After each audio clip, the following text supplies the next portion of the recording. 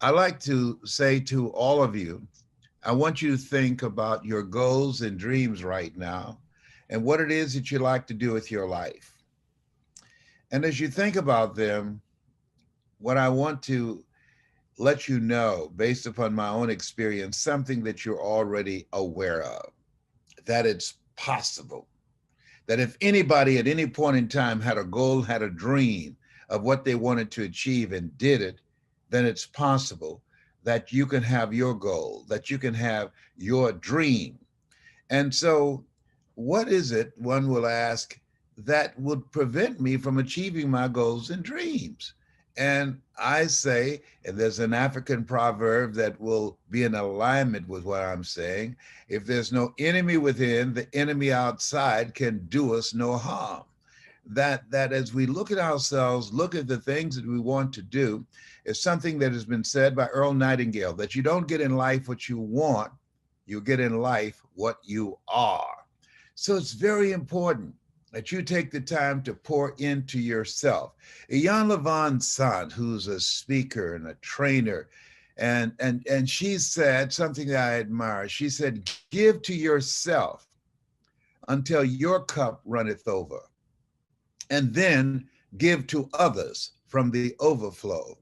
I found myself in a situation where I was just giving, giving, and giving. And the more you give, the more people will take, you know? So I sent out a letter to my children and my grandchildren that I resign from being Mr. ATM. Of course, they rejected. They did not accept my resignation, but I sent it back anyhow, and I resigned because I realized that here I am, 77, and one of the most important things I know is not what you leave for your kids, it's what you leave in your kids. I said, look, I'm 77. You guys should be pouring into me. And I've been doing this for 77 years. No, this is it, buddy. And so I'm encouraging you. You're leaders, you're entrepreneurs, you're business people, you have goals and dreams. Take care of you. That's what I'm doing. I'm taking care of me because nobody's else going to do that. I can imagine if something happened to me, one of my daughters, she would pray for me, but she's not going to wipe my behind. And I have a son who will write a rap song about it, but he going to clean me up. Okay. And I got another daughter, she'll pay for a few days for health care, but she said, no, you can't come stay with me. So you have to ask yourself the question, in and out of the pandemic, what if, the what if questions, what if something happens to me? Who's going to look out for me?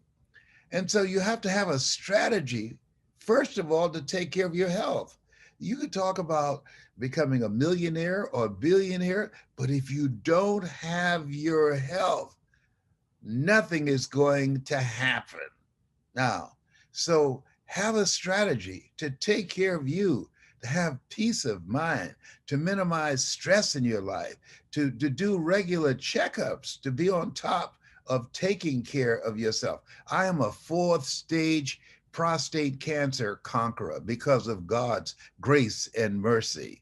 And when I look at my life and where I am right now, and I'll never forget the doctor, Dr. Alfred Golson, who had an unusual sense of humor. He said, Mr. Brown, I said, yes, you have prostate cancer. I said, I do? He said, yes. Your PSA is 2,400. I said, is there anything else? He said, yes, cancer metastasized to 7 areas of your body. I said, wow. He said, why are you smiling? I said, man, 7 is my lucky number. I'm one of 7 children. I was born February the 17th. Joshua marched around the walls of Jericho 7 times. Naaman dipped himself in the river Jordan 7 times. 7 is my lucky number.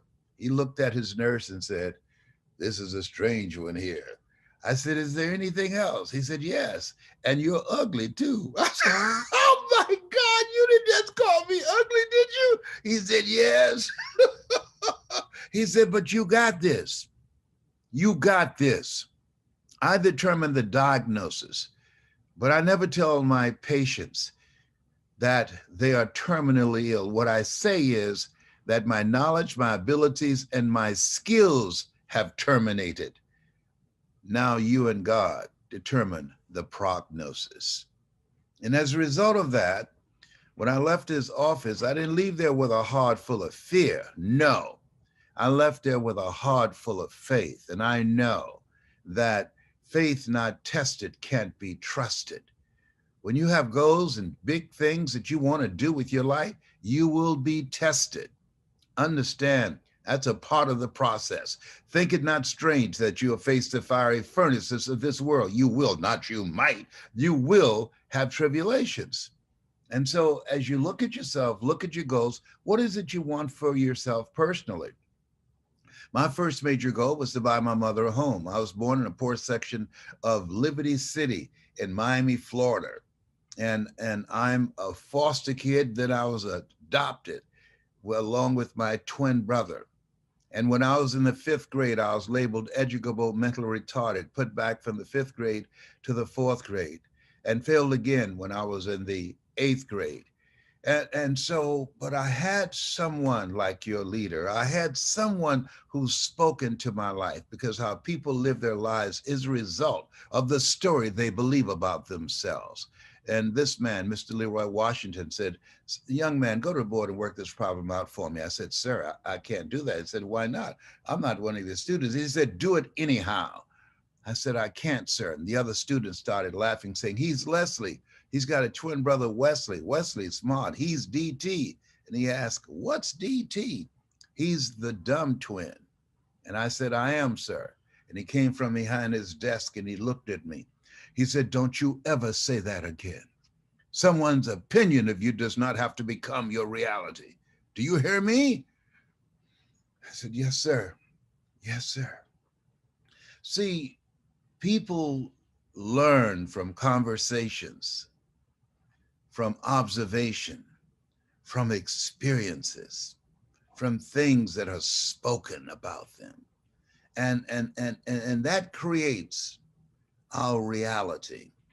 And so this event, why it's so very important, because in order to begin to make your dreams become true personally and financially, creating financial freedom, and people say money won't make you happy, but everybody want to find out for themselves. And the other thing is how to begin to live a life that will outlive you. You can be a part of a conference where real estate experts will share tips on sharing Houston's real estate future. Yeah, whether you are a developer, investor, or just getting started in real estate, Stephen Akintayo is here with more details on how to attend the event. Welcome, Stephen, to the show. Good to be here. It's great to meet you. I want to let our viewers know just a little bit about your resume. So you're a Forbes recognized investment coach, serial entrepreneur, host, author, the list goes on and on. Yeah. You're busy. And we were chatting during the break about this conference. I think it's a really cool concept. Anyone can attend, but specifically for immigrants who are living here and maybe have not dabbled in real estate, this conference is really to let them know, hey, you can do this and we're going to teach you how. Absolutely. I mean, if you look at some of the data, people of color haven't invested much in real estate. Some data tells you just 8% or less than 8% of black people own their own property. And so I think there is that fear of, do I invest? And sometimes people have done it and they probably it went bad. Also, people also don't understand the investment aspect of that, because sometimes you just want to have a home. Meanwhile, real estate is actually a vehicle for investment, where you can own properties and people, of course, pay you rental income. And once you can do it such that the rental income is higher than the mortgage, now you have a source of passive income. And that's really how you build wealth. Wow. Okay, so you're teaching people how to build wealth. What if they don't have a background in real estate? Do you need to have a little bit of real estate knowledge to do this? Not at all. And I think that's the essence of the event, that even people who don't have the background can now learn and connect with experts who have done it. Visit www.fhcc.com steven@kinteo.com/GWFUSA to book your seat now. Listen to what I'm telling you. If you stay with the small thing, the reasonable thing, I'm going to make little tiny baby steps. I was brought up, take baby steps, little steps first, okay? If you continue in business taking baby steps, you will always be set back. This is one thing that makes America kind of an exceptional place. This is a country that takes big steps. They take big, giant steps. The people here believe they can do things because we have a lot of examples of people doing big things, just like you do, by the way. You have a country filled with exceptional, phenomenal, unbelievable people that will live beyond the age of their body. They will live on hundreds of years into the future. There's people your country has produced that will live on because of the things they did, not the ideas they had. But they all started with ideas. My ideas, the intention, and it has to be big. You do not have a choice on this. If you're taking notes, you have to go big today. In order to make a difference, you have to go big. In order to control your environment, to truly take care of your family and your community, you can't just think about your family and your small community, because what happens is we underestimate the setbacks. Now you're like, what does this have to do with property brokerage conference? Everything. It has everything to do with it. Some of you are watching this from Dubai right now. Look at Dubai. Dubai is a 10X city. Let's build this. Let's build it great. Let's build it big. Let's build it for the future. See, those kind of exceptional commitments to ideas and intention and big think and scaling are the things that don't just change a city, but change the way people think about things around the world. Everybody's talking about Dubai, about what they produced there, about what they built there. Okay, so number one, it starts with an idea or intention. This could be as simple as Sirhan was talking about. He goes into a room, he's prospecting a room, because this will become about people at some point. I have to have the idea that I want to meet people. I have to have the idea that I need people. I have to have the idea that other people have what I want, and other people help me grow my business and my community, my sales, my employees. It's people. This is a people game. So number one, the idea. Okay, I want to sell a product. I want to get a listing. Second thing is, the second step of your business cycle, your business plan must be about marketing and promotion. Marketing and promotion is senior to sales. Marketing and promotion, if they don't know you, I say this all the time, if they don't know you, if the public doesn't know you, they will not do business with you. Taking notes. Best product does not beat best known. The best known will always win the game. If you can become the best known broker in all of Nigeria, you will make the most money. You will end up with the biggest team. You will end up with the most employees. You will end up with the most business. If you simply do one thing, think big and then market to that idea. And you're not going to be the biggest or the best in the beginning. You need to market like you're the biggest and the best, including spending more time, more energy, and more resources on marketing than any other thing that you do. Because marketing is what produces the lead, which is the third step. So idea, market, make a lot of noise. Hey, I'm over here, I'm over here, I'm over here. Jeremy, my name's Jeremiah Jacob, and I'm the best broker in Nigeria. You got to make noise, folks. You have to make a lot of noise. And you have to be willing to do what many of us are told not to do. Brag about yourself. You have to posture in the marketplace. Muhammad Ali, the great Muhammad Ali, who will live for hundreds of years because of his marketing. He had an idea, I will be the greatest. And then he started telling people he was the greatest before he even had a fight. I know this is contrary probably to the way you were brought up, to the way you were raised. Be humble, be seen and not heard. In America, my mother told me, don't toot your own horn. I don't know if you have that saying there. Don't be a braggart, meaning don't brag.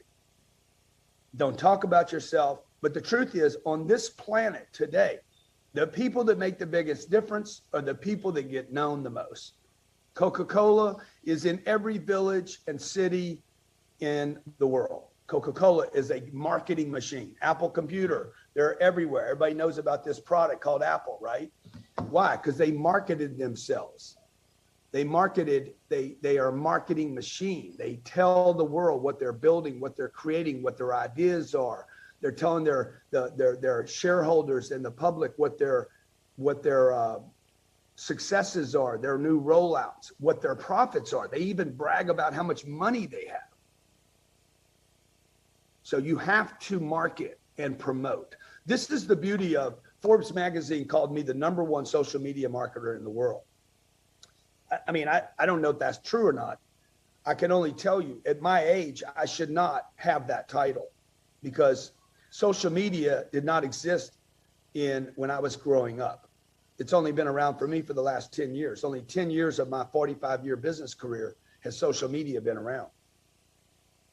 But when it came around, I saw it as an opportunity to use this device, to do exactly what Ryan Serhant was saying. I can use this device and I can go to YouTube and I can post a video on YouTube.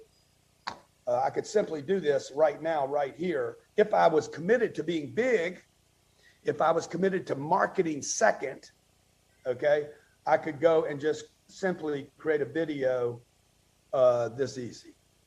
Hey, today I'm on with the Global Property Brokers Conference. Dr. Stevens with me. This guy is amazing, phenomenal human being. Okay, I got 10,000 people in Nigeria watching this today. You can see this right here. I got my little light set up. I'm in Miami, and we're talking about the business cycle and where to start it, ideas, marketing, leads, sales, follow-up, and I wish you were here. And I can take that video. I'm not going to post that on YouTube, but I'm going to post it on my Instagram stories right now. And notice that I'm doing this with you today. I'm doing this with you today. Okay, that's on my Instagram now. I should have tagged Dr. Steven. I didn't. Wow, wow. Thank you so much. I will tag you later, my friend. But the point of that is this: if you have the business cycle scrambled up in your head, I got to go make a sale. No, first thing you need to do is have the idea and the intention and understand why you have to make that sale. Number two, you got to go market the idea that you want to sell something. Okay, you want to tell the world about it. Okay, because if I had this screwed up, if I had marketing at the bottom, I would do this tomorrow, not today.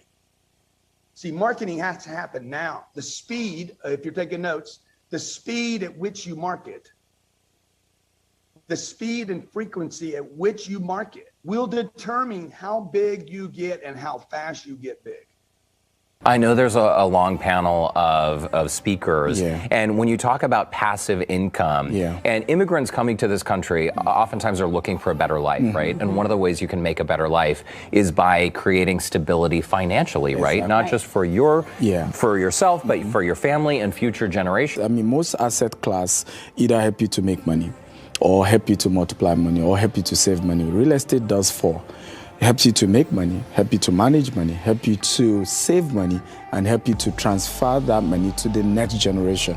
So a lot of asset classes can't do that. The crypto won't do 4 level of that, even buying equities, which is good, but some of them can't do those 4 things for you. Real estate is the only asset class that can help you achieve all that. Right. And back to the keynote speakers, we were showing a list of who's going to be on the panel speaking. And I think just being around people who have achieved something and you know, they're a wealth of knowledge, you want to listen to their advice. What if you can't attend in person? Is there an opportunity for maybe a virtual attendance? Yeah, absolutely. I mean, funny enough, we're even having people attend from other countries. Oh, wow. You know, because there are a lot of people who still want to invest in the U.S. even though they don't live here. Right. You know, particularly for some of them who are from Africa. People might be wondering, what's the cost of this? So yes, I think the cost is quite reasonable. because it's less than $200, to attend it virtually, and to attend in person as well. I think it's just around that range as well. I think there was a discount given, so they could go to the site and see they take advantage of the discount coupons. And the idea here is really you're investing in yourself to invest in your future. You are teaching people essentially how to fish to create a better life. Absolutely, and I think that I always share that the first journey when it comes to building wealth is to start with the knowledge of wealth creation. Visit www.stephenakinteo.com/GWFUSA to book your seat now. What is your product or service idea? What is it that you want to do for people that's very easy to understand, very simple and easy to understand, and it contains one or more benefits for the customer that nobody else is offering? And that's how the richest people in the world became the richest people in the world. They found a need that people had that nobody was fulfilling, and then they fulfilled it better and faster, and not always, but in many times cheaper than anybody else. So then if they kept doing that, then they became millionaires and billionaires. So what happened with me is I began to work in real estate, and I began to work in other fields. I began finding needs that people had, and eventually I became a millionaire. I had given myself 10 years.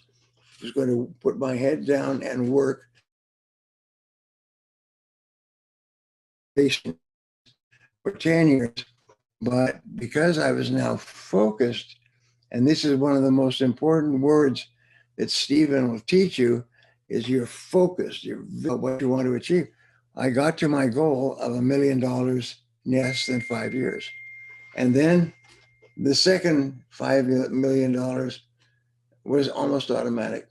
And then the third $1 million and the fourth $1 million. You just keep doing the things that work over and over again. And eventually you develop habits, and you develop the habits of wealthy people. And that's what we're going to share with you today. These are all people, according to the statistics, and I did a lot of research. 87% of millionaires and billionaires started with nothing. They had no money at all. And what they did is they started doing certain things, and they made an enormous number of mistakes. Almost 99% of new businesses fail. Why? It's because the people starting the business don't know what they're doing. And you'll find that 90% of businesses started by experienced business people eventually succeed, because the business people know how to start and build a business. So if you're starting a business brand new with no experience, you have to go very, very carefully. Forbes magazine had a wonderful story. It said that every business startup is a race against time. Do you start to make a profit before you run out of money and go broke?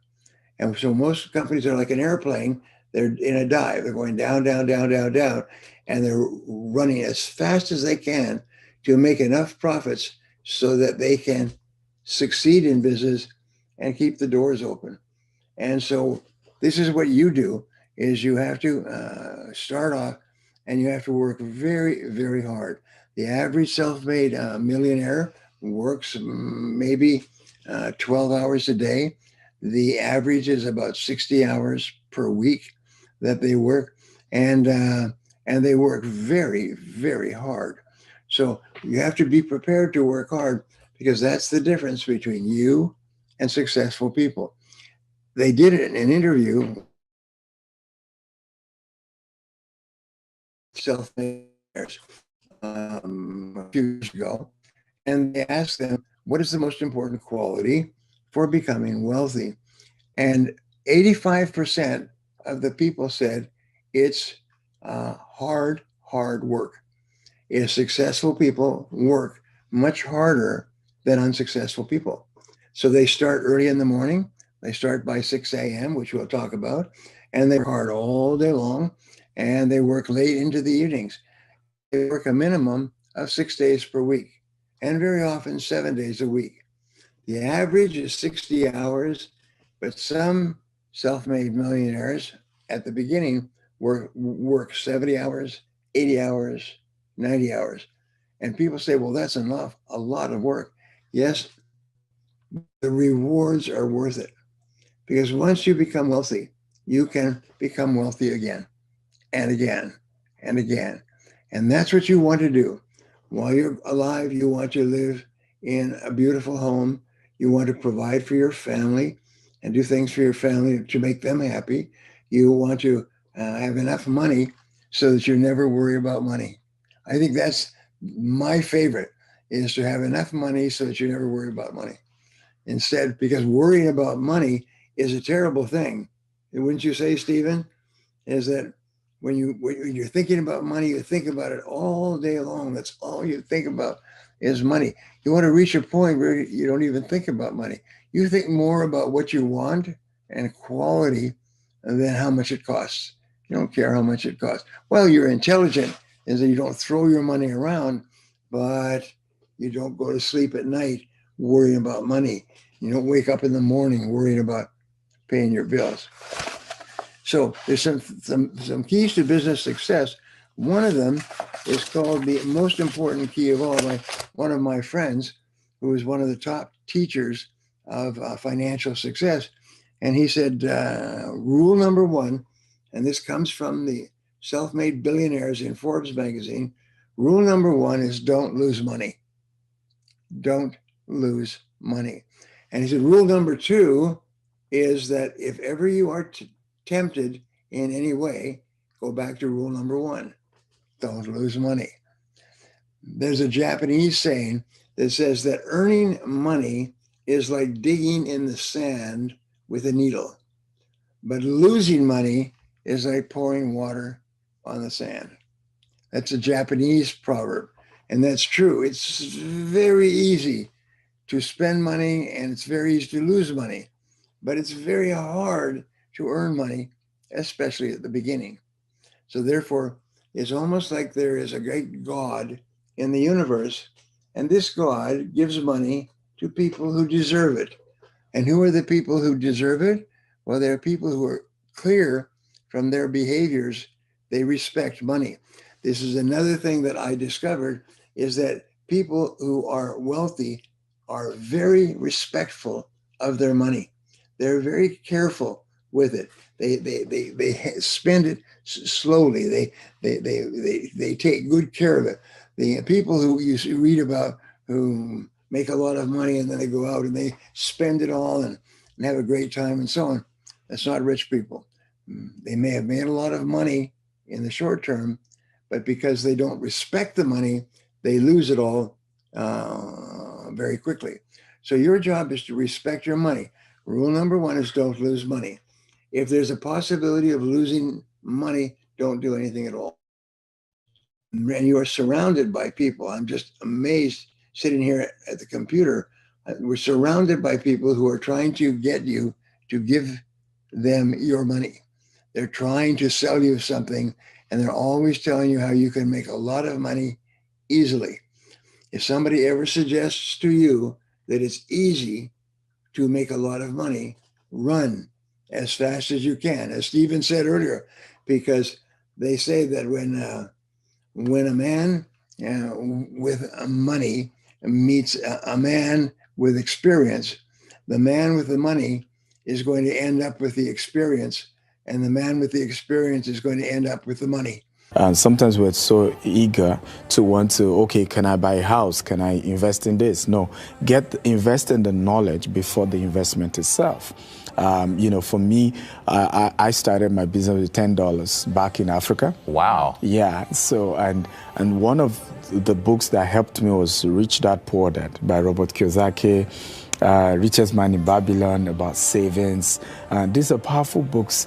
And the authors were American. I was in Nigeria. Wow. And I was reading these books and they were changing my life. And before you knew it, I grew our business, to different countries. We're in Nigeria, we're in Dubai, we're in UK, and we're here in the US as well. We just acquired 40 acres. We're about building over 400 unit housing here as well. So for me, it's sharing that knowledge as to how I started from nothing and how anybody else can do the same as well. And one of the things that I think is important is connecting with people with win-win relationship. I think some of our relationships are quite toxic and it's not mutually beneficial. Once I've noticed a lot of wealthy friends I meet, the conversation is, what are we exchanging? Right? Are you doing business with me or am I doing business? There's a purpose for those relationships. There's value. And so we should target getting those relationships this year that is going to add value to you. It has to be mutually beneficial. Amen. Visit www.stephenakinteo.com/GWF USA to book your seat now. You see, many years ago, I heard Earl Nightingale teach that, this is many years ago, I was in my 20s. Earl Nightingale said that if you'd spend 1 hour a day, every day, on the same subject, studying it, learning it, for 5 years. Subject, and I was very passionate to be a better leader. So I said, I'm going to try what Earl Nightingale suggests. I'm going to spend 1 hour a day, every day, on leadership. I'm going to talk to leaders. I'm going to practice leadership. I'm going to read leadership books. I'm going to ask leadership questions. And I did that every day, 1 hour, leadership, leadership, leadership, leadership, leadership, leadership, every day. And Earl Nightingale said in 5 years, I'd be an expert. So I started my growth journey off by saying, wow, in 5 years, I'm going to be an expert. And so I'm kind of doing a countdown, 5, 4, 3, I'm looking at the end. But something happened. Something that I didn't expect. You see, as I started my growth journey in leadership, I kept asking, how long will it take? How long will it take? How long will it take? Well, Earl Nightingale said 5 years, 5, 4, 3. How long will it take? How long will it take? But about midway through the 5-year leadership growth experience, something beautifully happened within me. I began to change. I began to see leadership from a different perspective. I began to be able to lead better because I was practicing leadership all the time. I was growing. I was developing. All of a sudden, I became leadership led. And when I started, it was here, but boy, I'm practicing and I'm growing and I'm learning, I'm experiencing. And so you see, this incredible miracle happened within me. It'll happen within you too. You'll do what I say. I kept asking myself, how long will it take? How long will it take? Well, he says 5 years, 5, 4, 3. And about in the middle of that 3, I quit asking the question, how long will it take? And I started asking a different question. I quit asking, how long will it take? And I started asking, how far can I go? Life-changing. Now, all of a sudden, I wasn't thinking about 5 years becoming an expert in leadership because I was inwardly growing. I was getting better. I was learning. I was getting more successful. I was leading people better. I was building a good team. And now, all of a sudden, I wasn't interested in that expert leadership title in 5 years. That was kind of small and mundane because now I was growing, and it's not like how long will it take? It's how far can I go? I tell you that story because that's what I want for you. I will challenge you immediately to begin developing and growing yourself. In fact, as I teach you the 5 essentials of leadership in a moment, these 5 core essentials that you just want to have under your belt, I just want to be sure that you understand, be sure that you know that you have incredible growth potential. And as you grow as a leader, you will be highly, highly successful. I also teach in the 21 irrefutable laws of leadership, not only the law of lid, there's 21 of them, but another one I teach is the law of process. And the law of process just simply says leaders develop daily, not in a day. that if you really grow as a leader, it's more than just picking up one book. It's more than being a part of the G-Text Global Leadership Summit that they've so beautifully provided for you today. It's more than that. It's that, but it's a continual process. It's not one book. It's not one event. It's not one decision. It's a journey. And that's why I wanted to give you the 5 essentials of leadership, because what I'm about to share with you is a part of my leadership journey. This is what I have learned as a leader. This is the journey that I have taken. And so I pass it on to you with great honor and privilege and respect for who you are. And I know that it will help you. So are you ready? And the essentials I gave you, the 5, they're not prioritized. Number 1 isn't more important than number 3. It's just there are 5 essentials, okay? Number 1, live what you say. This is so important. Leadership is visual. Gandhi said, be the change that you want to see in the world. Very simple. Gandhi said that if you want to see your company get better, you have to get better. It's not a fact that somehow you don't grow, but your company grows, or you don't grow, but your team grows. That doesn't happen. You have to live what you say. There's a difference between positional authority, leadership authority, and moral authority. Let me talk to you about all 3 of those for a moment. Positional authority is given to you when you get a leadership title or a leadership position. And sadly, very sadly, too often, people get a leadership title or position and they think that they're a leader. Now, that is not true. The position doesn't make the leader makes the position. But we get this title or position, and now people are on our team, and they have to follow us. They don't have to follow us because we're good. They have to follow us because we have a title, we have a position. And regretfully, too many people think that's leadership. Well, in fact, they'll say, John, boy, last week I became a leader. As soon as they tell me they became a leader last week, I know they don't understand leadership. What they're really saying is last week I got a leadership title. Mm-hmm. Well, that doesn't make you a leader. It just gives you a title. People don't follow titles. They follow examples. And so the lowest of this authority that we're talking about now is that you have a title, you have a leadership position, and that's why I call it positional authority. You only have authority to lead because you have a title or a position to lead from. The second level of authority is what I call leadership authority. Hi, my name is Maria Balogun Israel. Ibrahim Brahman, I'm a property investor. And I just want to thank Dr. Stephen Akintai and all the guest speakers. Little did I know I'd be in the room with billionaires. I was on the panel, I'm able to share my story, which from feedback people have taken inspiration from. But the big thing about this event is not just about inspiration, it's about turning that inspiration into action. Inspired me and motivated me to want to build wealth, invest, and really take my business to a next level. And my opinion has changed 360 degrees. So I'm giving you a very honest opinion. And the reason why, because the host, Dr. Stephen, he has put on a fabulous event. And every speaker that has spoken into my life. Opportunity, and I appreciate you all so much. Thank you, Dr. Stephen. So much for this opportunity. God bless you. To be here and to be able to share this with you all right now. Visit www.stephenakintayo.com/GWF.